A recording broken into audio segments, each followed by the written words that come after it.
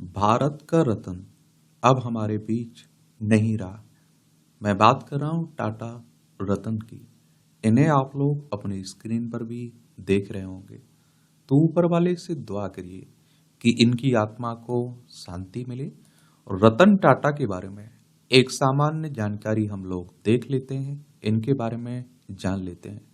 इन्होंने टाटा में असिस्टेंट बनकर शुरू किया था करियर और फिर कंपनी को बना दिया इंटरनेशनल ब्रांड। क्या कहानी है, यही हम लोग देखते हैं।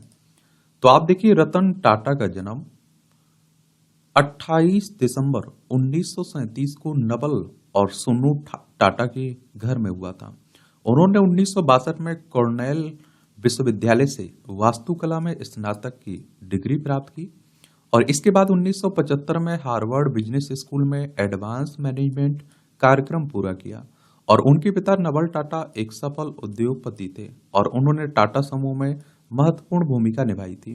वहीं रतन टाटा की मां सोनी टाटा एक गृहिणी थी।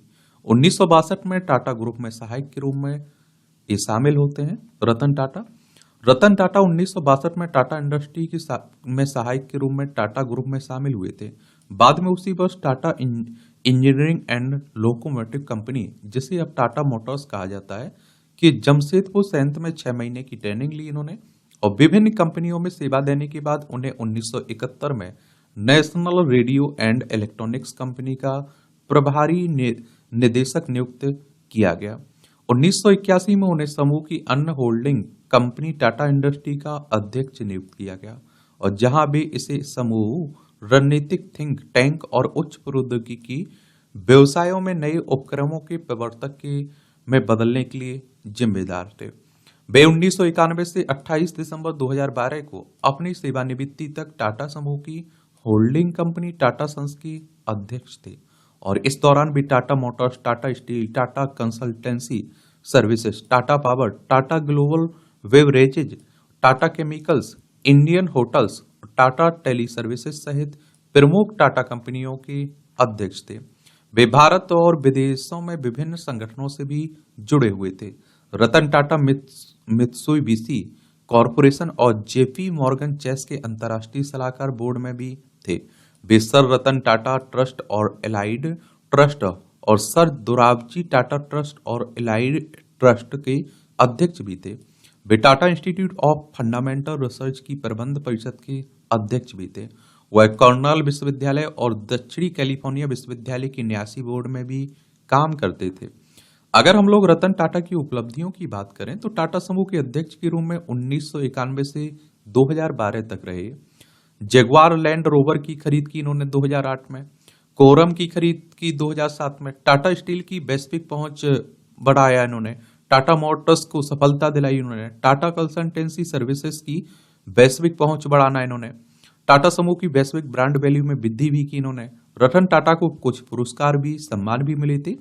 पद्म विभूषण 2008 में मिला, पद्म भूषण 2000 में मिला, Honorary Knight Commander of the Order of the British Empire 2009 में मिला, इंटरनेशनल हेरिटेज फाउंडेशन का लाइफ टाइम अचीवमेंट अवार्ड 2012 में मिला था।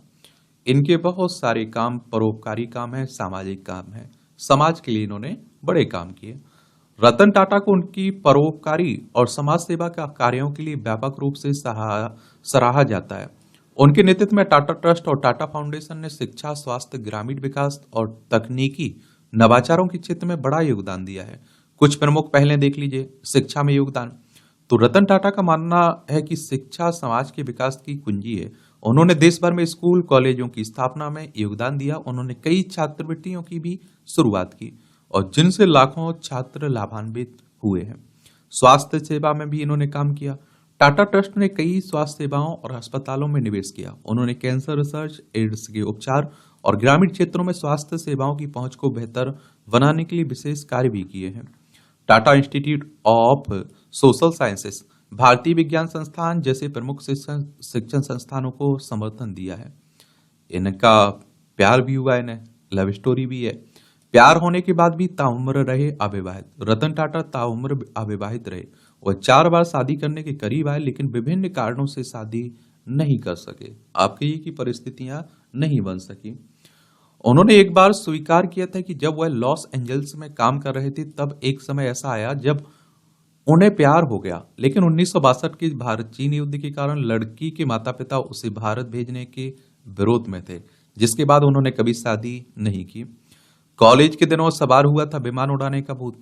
तो रतन टाटा की उच्च शिक्षा अमेरिका के कॉर्नेल यूनिवर्सिटी से हुई, जहां उन्होंने आर्किटेक्चर की डिग्री ली।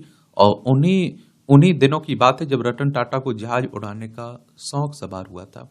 अमेरिका में उन दिनों फीस भरकर भी विमान उड़ाने की सुविधा देने वाले सेंटर खुल चुके थे। उन्होंने अपना यह शौक पूरा करने का सुनहरा अवसर मिला। दिक्कत थी कि तो सिर्फ पैसों की, क्योंकि तब उन्हें इतने पैसे नहीं मिलते थे कि फीस भर सकें। विमान ना उड़ाने की फीस जुटाने के लिए उन्होंने कई नौकरियां भी की। इसी दौरान उन्होंने कुछ समय के लिए रेस्टोरेंट में जूठे बर्तन धोने को भी नौकरी की है। और अपनी परोपकारिता के लिए विदेशों में मशहूर रहे रतन टाटा अपनी परोपकारिता के लिए भी जाने जाते हैं। रतन टाटा के नेतृत्व में टाटा समूह ने भारत के स्नातक छात्रों को वित्तीय सहायता प्रदान करने के लिए कर्नल विश्वविद्यालय में $28 मिलियन का टाटा छात्रवृत्ति कोष स्थापित किया है। 2010 में टाटा समूह ने हार्वर्ड बिजनेस स्कूल में एक कार्यकारी केंद्र बनाने के लिए $50 मिलियन का दान दिया था, जहां उन्होंने स्नातक प्रशिक्षण प्राप्त किया और जिसे टाटा हॉल नाम दिया गया। 2014 में टाटा समूह ने आईआईटी बॉम्बे को 95 करोड़ रुपए का दान दिया था और सीमित संसाधनों वाले लोगों और समुदायों की आवश्यकताओं के अनुकूल डिजाइन और इंजीनियरिंग सिद्धांतों को विकसित करने के लिए Tata centre for technology and design TCTD का गठन किया इन्होंने। तो बहुत सारे आप देखते हैं कि इनके परोपकारी लोगों को फायदे पहुंचाने वाले भी काम रहे हैं। ये कहानी है किसकी? रतन टाटा की।